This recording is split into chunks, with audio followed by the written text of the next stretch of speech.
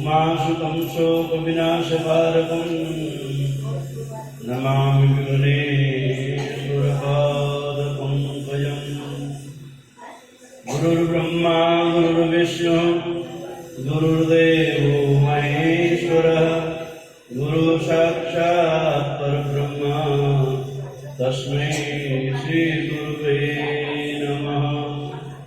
अखण्डमण्डलाकारं व्याप्तं येन चराचरं तत्पदं दर्शितं येन तस्मै श्री गुरुवे नमः। वंशी विभूषितकर नवनीरधाव पीताम्बररुणबिम्बफराधरुष्टा पूर्णेन्दुसुन्दरमुखा दरबिन्दुनेत्रा कृष्णात् परं किमपि तत्त्वमहं न जाने।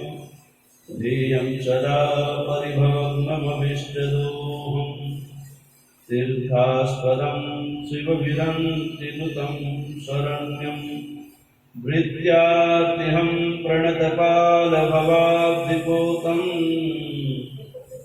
वन्दे महापुरुषते चरणारविन्दं।